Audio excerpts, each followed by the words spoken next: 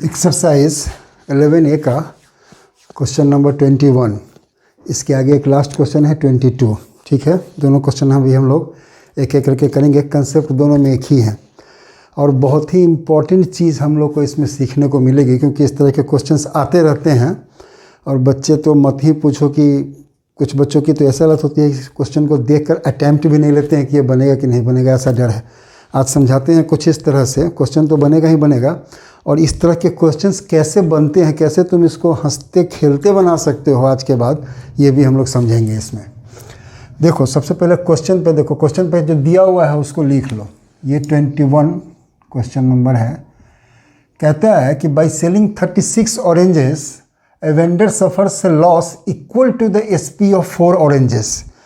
उसने 36 ऑरेंजेस को सेल किया, बस इतना ही दिया हुआ है। उसको जो लॉस हुआ वो जो 4 ऑरेंजेस सेल करने का कितना का लॉस हुआ, तो 4 ऑरेंज को जितने में सेल किया ना, इतने का ही लॉस हो गया। पूछ रहा है कि फाइंड द लॉस परसेंट। चूँकि ये बोल ही रहा है कि लॉस हुआ है तो लॉस परसेंट ही पूछ रहा है, ठीक है ना। तो ये भी पूछ सकता था कि फाइंड इज गेन और लॉस परसेंट, लेकिन चूँकि क्वेश्चन में ही दिए हुए कि उसको लॉस हो गया, जितने के भी बराबर लॉस हुआ हो for selling price of 4 oranges, तो लॉस का परसेंटेज पूछ रहा है। निकालेंगे बाद में इसको देखो, ये क्वेश्चन में हिंट दिया हुआ है तो वो इतना उसमें ज़्यादा कॉम्प्लेक्स नहीं, वो सिंपल सा चीज़ है। क्या सिंपल सा चीज़ है सो देखो, और वो तो 1 सेकेंड में बनने वाला है, लेकिन कंसेप्ट तुमको समझ में नहीं आएगा। पहले देख लो क्या कहता है। लॉस का मतलब क्या होता है? लॉस का मतलब सेलिंग प्राइस में से हम लोग लॉस को माइनस करेंगे, यही लॉस होता है। इसको लॉस कितना लगा, कहने का मतलब सेलिंग प्राइस, ये कॉस्ट प्राइस में से सेलिंग प्राइस को गलत कर दिया। कॉस्ट प्राइस में से हम लोग सेलिंग प्राइस को माइनस करते हैं तो हमें क्या मिल जाता है, ये लॉस मिल जाता है। कॉस्ट प्राइस यहाँ पर क्या है, CP ऑफ 36 ऑरेंजेस। ठीक है, हम थोड़ा शॉर्ट में लिख रहे हैं। ये इसमें से यदि इसी का तुम SP माइनस कर दो, SP ऑफ 36 ऑरेंजेस, तो ये हमारा लॉस दे देगा। और लॉस दिया हुआ है कि इसको कितना लॉस हो रहा है, लॉस हो रहा है उसको, ये इक्विवेलेंट है, उसको लॉस हो रहा है SP ऑफ 4 ऑरेंजेस। ये जो हिंट दिया हुआ ना, यही दिया हुआ है। तो ये क्यों दिया हुआ है इसके पीछे कोई बहुत बड़ा रीज़न नहीं, ये यही है। लॉस का मतलब होता है CP minus SP। Cost price में से SP को हटा दो, हमें लॉस मिल जाता है। कॉस्ट प्राइस 36 ऑरेंजेस की ही बात है, तो उसका जो कॉस्ट प्राइस होगा उसमें से 36 प्राइस का सेलिंग प्राइस जो होगा 36 ऑरेंजेस का, उसको माइनस कर देंगे, हमें लॉस मिलेगा। और लॉस कितना मिलेगा, दिए हुए है लॉस उसको हो रहा है equivalent to selling price of 4 oranges. Fine. अब यहाँ पर तुम CP ऑफ 36 ऑरेंजेस कितना हो जाएगा, ये इसको उधर भेज दो तो क्या हो जाएगा, SP ऑफ 4 ऑरेंजेस तो पहले से है, इसमें ऐड हो जाएगा, ये माइनस में है ना तो उधर जाकर प्लस हो जाएगा। SP of 36 oranges, SP of 4 oranges और SP ऑफ 36 ऑरेंजेस, टोटल हो गया SP ऑफ 40 ऑरेंजेस। ठीक है, इसके आगे बहुत सिंपल है, आ जाएंगे उस पर भी हम लोग। पहले हम लोग आते हैं कंसेप्ट पे। एक चीज़ समझ लो, हमेशा के लिए इस क्वेश्चन का टेंशन दूर हो जाएगा। 2 कंडीशन देखो, एक है कि सेलिंग, ये कहता है कि cost price CP of 12 articles, कुछ भी ले लो, कोई भी 2 चीज़ है, is equal to selling price of 14 articles. ठीक है, ये समझाने के लिए लिख रहे हैं। एक दूसरा कंडीशन लो, इसमें है CP of 12 articles equals to SP of 10 articles. ठीक है, एक में जो CP है 12 आर्टिकल्स, इससे मैं ज़्यादा 14 आर्टिकल्स किया है, एक में 12 से कम 10 आर्टिकल्स किया है। अब समझो, यहीं पे समझा दे रहे हैं, फिर आगे दिक्कत नहीं होगी इस तरह क्वेश्चन में। 12 आर्टिकल्स का जो भी उसको पैसा लगा, ये कह रहा है कि बराबर है 14 आर्टिकल्स के SP के बराबर। अब तुम खुद सोचो कि जब उसके पास 12 चीज़ ही था, वो 14 चीज़ कैसे बेचेगा। तो 12 चीज़ है तो 12 बेचा, 12 बेचने के बाद भी उसका इसके बराबर नहीं आ पा रहा है। क्यों? क्योंकि जब वो 14 सामान बेचेगा तब जाके उसको उसका पैसा मिलेगा जितना उसको लगा था। जो 14 सामान वो बेच नहीं सकता क्योंकि उसके पास है ही नहीं। तो 12 सामान वो जितना में भी बेचेगा, ये जितना खरीदा जितना ही बेचेगा, जब 14 के बराबर हो रहा है तो 12 में तो ये कम ही रहेगा ना। तो सेलिंग प्राइस जो 12 आर्टिकल का होगा उसका प्राइस कम ही रहेगा। किससे? इससे 14 का जो सेलिंग प्राइस होगा ऑब्वियस है 12 आर्टिकल का सेलिंग प्राइस उससे कम होगा। जब कम होगा तो ये इसके बराबर तो वो कभी नहीं होगा, मतलब ये सेलिंग प्राइस ऑफ 12 आर्टिकल्स कम हो जाएगा और सीपी ऑफ 12 आर्टिकल्स ज़्यादा होगा। कहने का मतलब जो उसका कॉस्ट प्राइस है वो ज़्यादा हो गया और सेलिंग प्राइस कम हो गया, लॉस लग गया बेचारे को। ठीक है, तो जब भी selling price cost price selling price ज़्यादा आर्टिकल का कम प्राइस कम आर्टिकल के सीपी के बराबर हो, समझो कि चूना लगा उसको। कितने का चूना लगा जरा ऐसा ध्यान से समझो। 14 आर्टिकल सेल किया था तब जाके उसको मिला, मतलब हर एक 14 आर्टिकल पर उसको 2 आर्टिकल का लॉस लग गया। यहाँ पर यदि टोटल 14 आर्टिकल्स है तो इसको 2 आर्टिकल का लॉस लग गया इसमें। फाइन। अब एक चीज़ याद रखना, ये डायरेक्ट यूनिटी मेथड का क्वेश्चन है। तो यूनिटी मेथड में हमने तुम लोगों को पढ़ाया था कि 2 क्वांटिटी का जो रेशियो होता है वो हमेशा कांस्टेंट होता है। तो ये चीज़ सिर्फ रुपीज़ टर्म में नहीं होता है, हम लोग जो सामान की बात कर रहे हैं वो पेन हो पेंसिल हो कुछ भी हो उसके रेशियो के ही बराबर होता है। कहने का मतलब कि इस आर्टिकल का ये profit and loss rupees terms में नहीं है, ये आर्टिकल के टर्म में है। तो इसका जो परसेंटेज निकलेगा ना वो रुपीज़ टर्म्स में जो परसेंटेज निकलेगा दोनों बराबर होता है। कहने का मतलब कि यहाँ पर जो हमने लॉस दिया है वो हर एक 14 आर्टिकल पर 2 आर्टिकल का। ऐसे हम लोग लॉस रुपीज़ में कितने लिखते हैं 100/90, ठीक है ना। ये 90 रुपीज़ 10, यदि किसी को 10 रुपीज़ का लॉस लग गया तो हम लोग क्या लिखते हैं लॉस अपॉन सीपी, मतलब हर एक 100 रुपये पर उसको 10 रुपये का लॉस लग गया। यहाँ पर क्या मतलब है कि हर एक 14 आर्टिकल पर उसको 2 आर्टिकल का लॉस लग गया। ठीक है, इसका जो परसेंटेज निकालोगे तो इसका जो कॉस्ट प्राइस होगा ना उसके परसेंटेज के ही इक्विवेलेंट होगा। परसेंटेज में दोनों चीज़ बराबर होता है। इसका जो भी परसेंट आएगा वो तुमको सेलिंग प्राइस और कॉस्ट प्राइस के परसेंटेज के बराबर होगा। हम लोग उस पर भी आएंगे, अभी बताएंगे तुमको। इस कंडीशन में देखो क्या हो रहा है, कह रहा है कि CP of 12 articles is equal to SP of 10 articles. 12 सामान उसके पास थे, हाँ 12 सामान उसके पास थे जिसमें 10 सामान बेचने पे ही उसका पैसा उसको मिल जा रहा है। 10 सामान ही बेचा, ये 12 आर्टिकल्स के CP के बराबर, यहाँ बराबर का साइन है। कहने का मतलब कि 10 सामान बेचने पे ही उसको अपना पैसा रिकवर हो गया।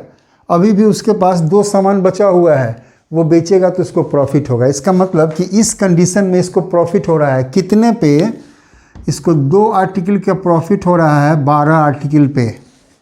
इसका जो परसेंटेज निकलेगा आर्टिकल के टर्म्स में दिया हुआ है, इसका जो परसेंटेज निकलेगा वही परसेंटेज इसके रुपीज़ टर्म्स में प्राइस में भी काम करेगा।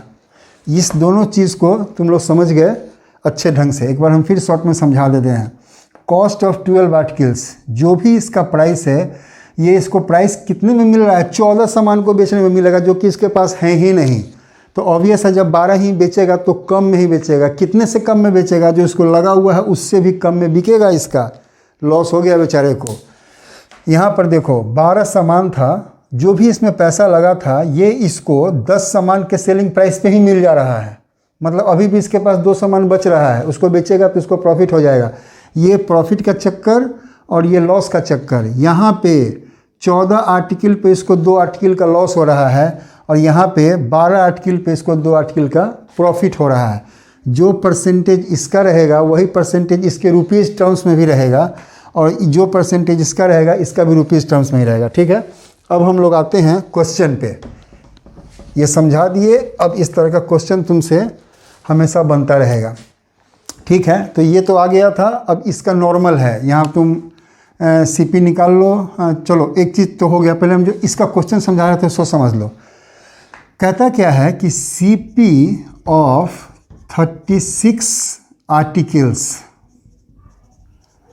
इक्वल्स टू कितना होगा। हमने जो पहले समझाया था उसमें ध्यान से समझो। इस 36 को बेच दे रहा है, इसके बाद भी ये 36 बेचा ना, इसका मतलब क्या हुआ, इसका सेलिंग प्राइस ऑफ 36 ऑरेंजेस। इतना खरीदा था, इतना ही इसने बेचा, लेकिन कह रहा है कि ये बराबर नहीं है। इतना होने के बावजूद भी उसको लॉस लग गया। कितने का, sell equal to the selling price of 4 oranges. कहने का मतलब कि इसमें हमें 4 ऑरेंजेस को और ऐड करना पड़ेगा उसका SP, तब जाके ये बराबर हो पाएगा। यही चीज़ उसमें लिखा हुआ है। कहने का मतलब कि 40 ऑरेंजेस को जब वो बेचेगा तब जाके उसका पैसा उसको निकलेगा। तो 40 ऑरेंजेस तो है नहीं उसके पास, तो तो पैसा निकलेगा कहाँ से? वो तो 36 बेच के ही रह जाएगा, तो उसको लगेगा चूना, लॉस होगा कहने का मतलब। और वो लॉस होगा 4 ऑरेंजेस के सेलिंग प्राइस के बराबर। आर्टिकल टर्म्स में इसका मतलब क्या हो गया कि हर एक 40 ऑरेंजेस पे उसको 4 ऑरेंज का लॉस लग गया। और हमने कहा कि आर्टिकल टर्म्स में जो है चीज़ दिया हुआ है लॉस का, उसका जो परसेंटेज होगा वही उसके रुपीज़ टर्म्स में भी काम करेगा। कहने का मतलब कि जो इसका परसेंटेज निकाल लोगे वही तुम्हारा आंसर हो जाएगा। इसका परसेंटेज निकालने के लिए हम लोग क्या करेंगे? 100/100। बहुत बार क्या होता है ना, लोग 100 से मल्टीप्लाई करते हैं और कहते हैं हो गया परसेंटेज। सही में आ भी जाता है, लेकिन वो गलत है। किसी भी चीज़ को ऐसा नहीं है कि जितने से मन किया मल्टीप्लाई किया और जो हमारा मन था वो निकाल दिया, गलत हो जाता है।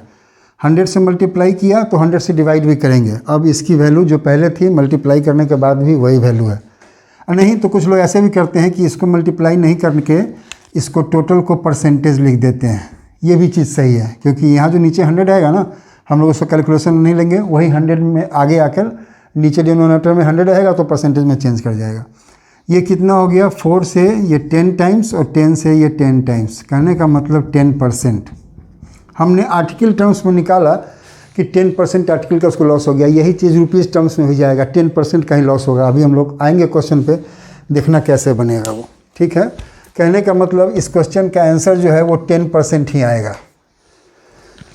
अब इतना तो तुम समझ गए, ठीक है ना। हमने तुमको समझा दिया था कि 40 ऑरेंजेस का जो सेलिंग प्राइस होगा वही इक्विवेलेंट होगा तुमको सेलिंग कॉस्ट प्राइस ऑफ 36 का।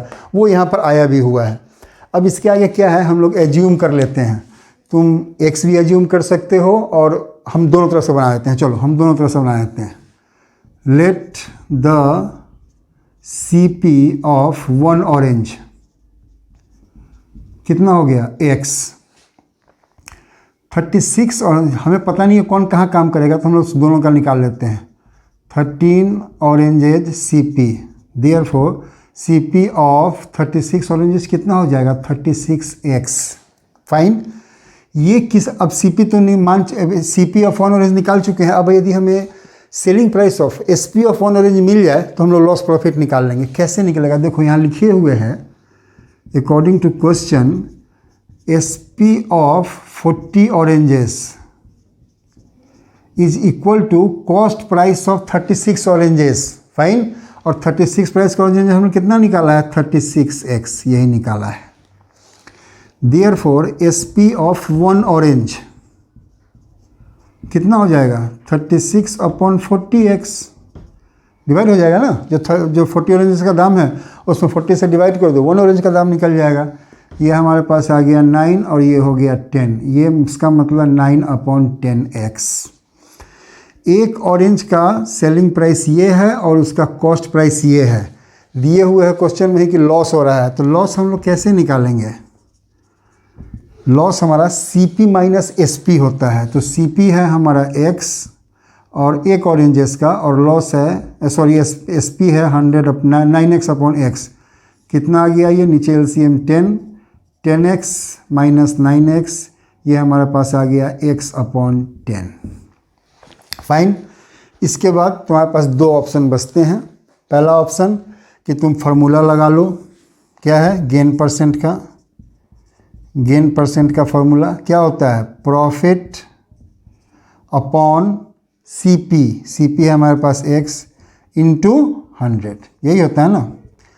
इसको जब सॉल्व करोगे तो x/10, ये x नीचे में है तो नीचे में ही मल्टीप्लाई हो गया, इंटू 100 तो ऐसे ही रहेगा। इससे ये कट गया और x से x कट गया, हमारे पास 10 बच गया। गेन परसेंट है तो 10%। आर्टिकल वाले टर्म्स में भी हमने निकाला था कि यही इसका ये होगा। नेक्स्ट क्वेश्चन में भी जब बनाएंगे ना उसमें भी यही चीज़ करेंगे, देखना कैसे क्लियर होगा वो।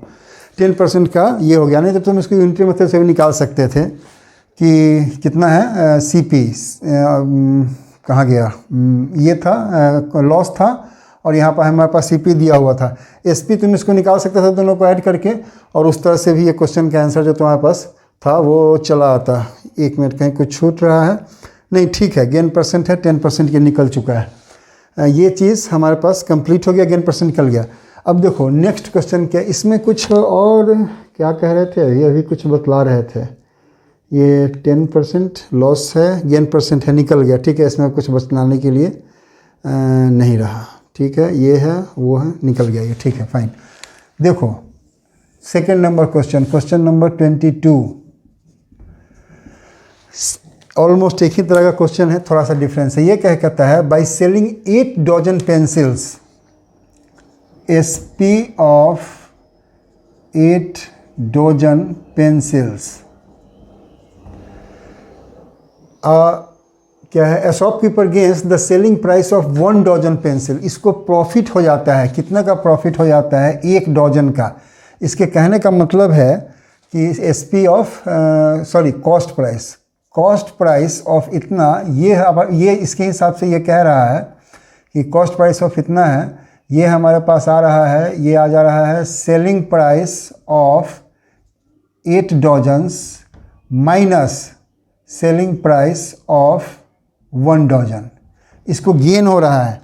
तो गेन हम लोग कैसे निकाल, कॉस्ट प्राइस है, गेन कैसे निकालते हैं? गेन का मतलब होता है SP माइनस CP। गेन देखो, गेन का मतलब होता है SP माइनस CP। गेन इसको कितना हो रहा है? गेन इसको हो रहा है selling price of 1 dozen. Gain इसको हो रहा है SP of 1 dozen. Selling price कितना है, जितना है उतना ही रहेगा। SP मतलब selling price of 8 dozen minus CP of 8 dozen, 8 dozens. इसको जब तुम निकालोगे तो CP इधर, ये इधर आ जाएगा और वो उधर जाके माइनस हो जाएगा। इसको ध्यान से देखो, जब इसको CP को तुम इधर लाओगे तो ये माइनस में ये प्लस हो जाएगा और ये इधर चला जाएगा तो ये प्लस में माइनस आ जाएगा। देखो वही चीज़ आ रहा है, CP ऑफ 8 डजन इधर आ गया और ये उधर माइनस जाएगा तो SP of 8 dozen minus SP of 1 dozen, ये दोनों माइनस में चला गया। समझने के लिए इसको ऐसे समझो कि हर एक 8 डजन जो वो सेल कर रहा है, इसमें उसको 1 डजन का प्रॉफिट हो रहा है। प्रॉफिट का जो रेशियो होगा आर्टिकल के टर्म में वो 1/8 हो जाएगा। हर एक 8 डजन पे उसको 1 डजन का प्रॉफिट हो रहा है। तो जो परसेंटेज इसका होगा यही परसेंटेज इसके रुपीज़ टर्म्स प्राइस में भी होगा। इसका परसेंटेज निकाल लो। सॉरी, ये 8 पे नहीं हो रहा है, ये 7 पे हो रहा है। जब इसको माइनस करोगे ना तो यहाँ पर तुमको 8 - 1 7 ही आएगा। SP ऑफ 8 यहाँ है ना, हाँ, SP of 8 minus SP of 1 SP, मतलब जो 8 वो सेल कर रहा है उस 8 पर 1 नहीं हो रहा है, 8 में 1 है। इसका मतलब हर एक 7 पे उसको 1 का प्रॉफिट हो रहा है। तो ये 1/7 हो जाएगा। 7 आर्टिकल्स पर 1 जो प्रॉफिट होगा ना तो प्रॉफिट एक्स्ट्रा होता है। लॉस जो होता है सो इंक्लूसिव होता है, इसलिए जब हमने उसमें निकाला था तो उसमें लॉस को इंक्लूसिव माना था, मतलब 40 में उसको 4 का लॉस हो जा रहा है। यहाँ इसको 7 में 1 का लॉस नहीं हो रहा है, इसको 7 पर 1 का प्रॉफिट हो रहा है। तो ये 1/7 × 100 हो जाएगा। ये कटने वाला तो कुछ है नहीं, 100/7 इतना परसेंट हो जाएगा। ये कितना हो गया, 330, तो 28, 2 बच गया, 2/7। ठीक है ना, बड़ा थोड़ा सा अल्टर आ रहा है। यही आंसर होना चाहिए, कैलकुलेशन में कहीं गलत नहीं है तो यही होना चाहिए आंसर। ठीक है, ऐसे ये आंसर निकल गया। चेक करने का तरीका बनेगा कैसे, ठीक इसी तरह से बनेगा। Let the CP of 1 dozen, हमने इसको माना X, ठीक है। सो द CP ऑफ कितना, 8 डजन्स, 8 डजन्स का कितना हो जाएगा, 8X। अब ये कह रहा है कि CP of 8 dozen pencil is equal to SP। यहाँ पर जब इसको और सॉल्व करोगे ना तो ये SP ऑफ 8 - 1 7 डजन्स आ जाएगा। ठीक है ना, जो काम हमने वहाँ किया था, वहाँ चूँकि उसको लॉस हो रहा था इसलिए ऐड किया। यहाँ प्रॉफिट है तो कॉस्ट CP निकालने के लिए हम लोग सेलिंग प्राइस में से माइनस कर देंगे प्रॉफिट को। वही हमने किया है, माइनस कर दिया है। तो ये जो आएगा ये अब सेलिंग प्राइस के बराबर में हो गया। अब देखो ये क्या करता है, 8X हो गया। ये सेलिंग प्राइस, अब हमें चाहिए क्या, हमें एक का तो डजन, 1 डजन का कॉस्ट प्राइस है, हमें 1 डजन का सेलिंग प्राइस चाहिए। तो SP ऑफ सेलिंग प्राइस मिलेगा कहाँ से, तो यहाँ एक डाटा है, इससे हम लोग ले सकते हैं। SP of 7 dozens is equal to cost price of 8 dozen pencils, और 8 डजन पेंसिल्स का हमने कॉस्ट प्राइस 8X निकाला है यहाँ पे, यही हो गया। तो SP ऑफ 1 डजन कितना हो जाएगा 8x/7। फाइन। तो ये SP हो गया 1 डजन का और ये CP है 1 डजन का। हम जान रहे हैं कि इसमें इसको प्रॉफिट हो रहा है, तो प्रॉफिट कितना हो जाएगा, प्रॉफिट इक्वल टू होता है SP माइनस CP।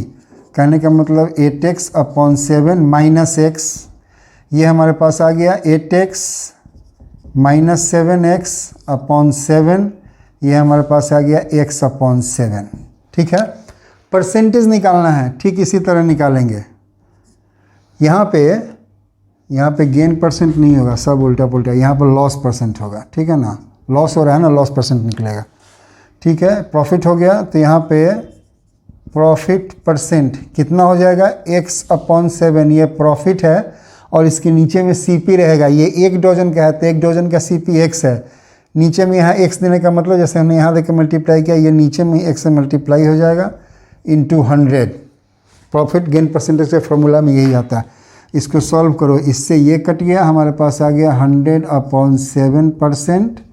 इसका मतलब हो गया 130, 728 2 बच गया तो 2/7%। इस डीलिंग में यही इसको प्रॉफिट हो गया। तो ये क्वेश्चन बनाना तो बहुत आसान था, लेकिन इसके पीछे जो कंसेप्ट था वो हम समझा दिए इसके पहले, उसको समझ लो। कोई दिक्कत होगी तो वीडियो को दोबारा देख लेना, उसको समझ लेना।